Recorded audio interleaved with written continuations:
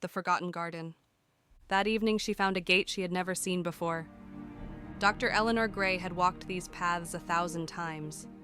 The old estate where she lived had been her sanctuary for 3 years, a place to study rare plants, to write her research papers, to escape the noise of the city. She thought she knew every corner of the grounds.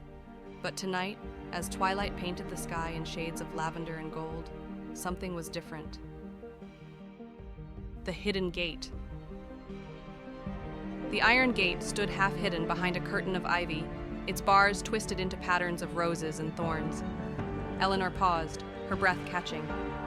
The air around the gate felt cooler, heavier, as if it held memories. She reached out slowly, her fingers brushing the cold metal. The gate swung open without a sound, as if it had been waiting for her. Beyond it lay a garden unlike anything she had ever seen. Moonflowers bloomed along a cobblestone path, their white petals luminous in the fading light.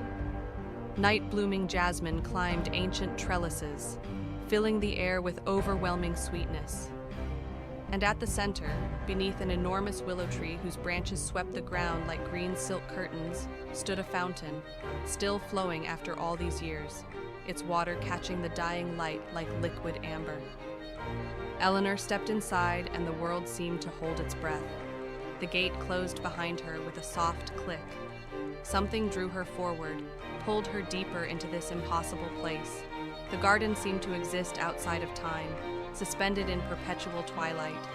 The temperature was perfect, and the air carried scents she couldn't identify. Flowers she had only read about in historical texts, plants that were supposed to be extinct. She moved slowly along the path. Each flower she passed seemed to lean toward her, as if recognizing a kindred spirit. White evening primrose opened their delicate blooms as she approached. Queen of the night orchids, rare, precious, nearly impossible to cultivate, grew in abundance. The garden felt alive, but not in any way she could explain scientifically. It felt like memory made tangible, like emotion given form in petals and leaves. The fountain's secret. At the fountain's edge, Eleanor noticed something carved into weathered stone. She knelt down, brushing away moss. The words emerged slowly. Here grows what was lost. Here blooms what was forgotten. Eleanor ran her fingers over the carved letters, centuries old and worn smooth. As she touched them, something stirred in her mind, a whisper of something just beyond memory, like trying to remember a dream that fades even as you grasp for it. The fountain was carved with intricate designs, flowers intertwined with vines, birds frozen in flight, and faces. So many faces. Some laughing, some crying, some simply gazing with profound peace. The water flowed from no visible source, creating gentle music that seemed to resonate in her chest. Eleanor cupped her hands and caught some water. It was cold and clear, and when she brought it to her lips, acting on instinct, it tasted like spring rain and winter snow and summer sunshine all at once. Tears pricked her eyes, though she couldn't say why. The night deepened, and the garden seemed to glow with its own soft light. Bioluminescent fungi traced delicate patterns up tree trunks. Certain flowers emitted soft phosphorescence. The willow's leaves caught moonlight and amplified it, casting everything in silver and shadow. Eleanor sat by the fountain, listening to water splash, breathing in the perfume of flowers that bloomed only in darkness. For the first time in years, she felt truly at peace. But she knew this garden held secrets, and she had just begun to uncover them. The journal.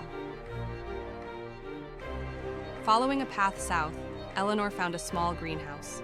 Its glass panels were intact, despite what must have been centuries of neglect. Inside, on a workbench, lay an open journal. The pages were yellowed but legible, covered in careful handwriting. The journal belonged to Edmund Ashworth, written in the mid-1800s. It documented the creation of this very garden. Edmund and his wife Margaret had been botanists, but their work went beyond simple plant collection. They had created this garden after losing their daughter, Charlotte. The garden grows more remarkable each day, Edmund had written. The plants respond not only to light and water, but to emotion. When I am sad, they droop. When I am joyful, they seem to dance. Eleanor read how Edmund and Margaret poured their grief into building something extraordinary, a place where loss could transform into beauty, where memories could be preserved in living form. They planted flowers from around the world. They incorporated ancient symbols meant to preserve memory and emotion. Margaret had died peacefully in the garden years later. Edmund's final entry was brief. The gate will reveal itself when the time is right, when someone who needs it arrives. The garden remembers. The garden keeps. Understanding. Eleanor closed the journal with trembling hands. She understood now why she had found the garden tonight. It wasn't chance, it was need. 3 years ago, she had fled to this estate after her brother James died suddenly. No warning, no goodbye. She had buried the pain under work and academic achievement. But the grief never left. It festered, leaked into every aspect of her life until she couldn't sleep, couldn't function. The garden had called to her because she needed it. Eleanor returned to the fountain. Around her, the garden breathed. She could feel the presence of all those who had been remembered here. Not ghosts, but echoes. Impressions left in the fabric of this place. She thought of James, his laugh, his terrible jokes, the gap he had left in her life. And as she thought of him, something extraordinary happened. The blooming. A new flower began to grow beside the fountain. Eleanor watched in wonder as a stem pushed through soil, leaves unfurled, and a bud formed. It grew impossibly fast. The bud swelled and opened, a flower unlike any she had seen before. Its petals were the exact shade of blue as James's favorite shirt. Its scent reminded her of motor oil and coffee, his constant companions. When Eleanor touched the flower's petals, she felt warmth, a presence. Not James himself, but the essence of him. The love he had carried for her, the memories they had shared. All of it preserved here, held safe by the garden's magic. More flowers began to bloom, each one a memory. Yellow petals bright as sunshine, the time James taught her to ride a bike. White roses with hints of gold, the day he walked her down the aisle. Small purple flowers, delicate and fleeting, their last conversation. The garden was showing her that nothing was truly lost. Everything was here, waiting to be remembered. Not to cause pain, but to heal. Eleanor wept, but this time her tears felt cleansing. The tight knot of pain she had carried for 3 years began to loosen. The garden responded to her catharsis. Flowers bloomed more brightly. The fountain's water sparkled with inner light. Dawn approached, painting the eastern sky pink and amber. The promise.